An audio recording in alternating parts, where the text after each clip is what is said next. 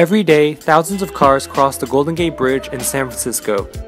This bridge serves as a microcosm for our society, one that is far too dependent on oil.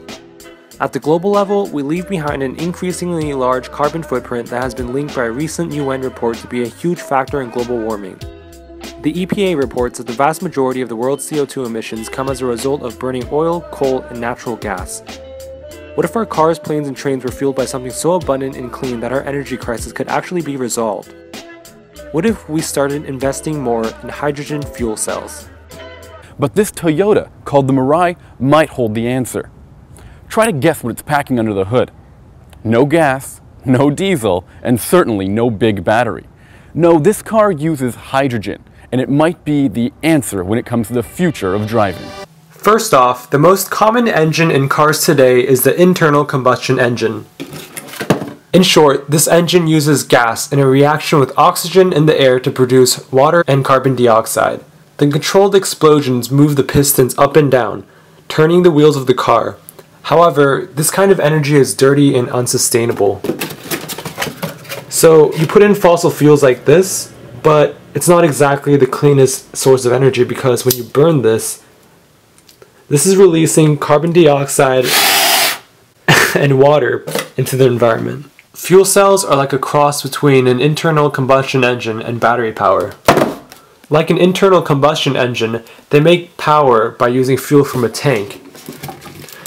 But unlike an engine, a fuel cell doesn't burn the hydrogen gas.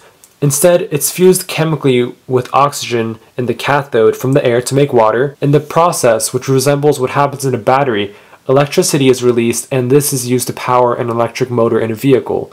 The only waste product is water, and it's so pure you can drink it.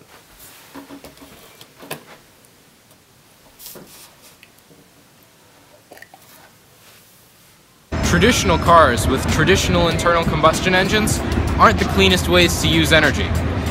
Now, imagine the amount of carbon dioxide produced by that one car times 1 billion.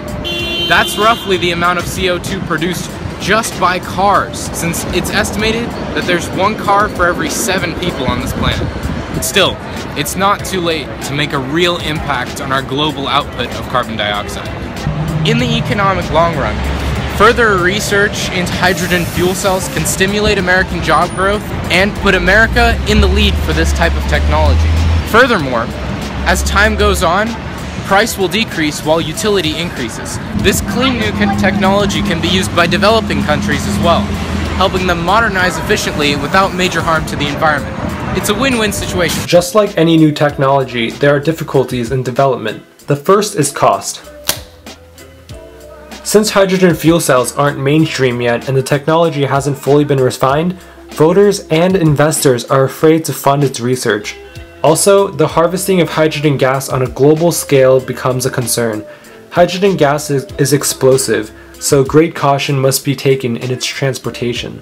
Just like how cars were first insanely expensive before they were popularized, hydrogen fuel cell cars will only be a viable option for the wealthy. But just like how Henry Ford cut down the cost of cars with his efficient production model, further research through funding will only drive costs down in the long run. It may seem expensive at first to increase research, but the inevitable decrease in price will be worth it. To address concerns of the sustainability of hydrogen gas, the byproduct of fuel cells, water, can undergo electrolysis to produce more hydrogen gas, maximizing efficiency. Lastly, there needs to be a genuine concern about the environment to stimulate change. After all, action expresses priority. As a senator, your support will directly contribute to a cleaner and more sustainable future. And you will be remembered as a pioneer in this emerging field. With your support, more are sure to follow, and we can make cities like San Francisco and others all around the world a whole lot cleaner.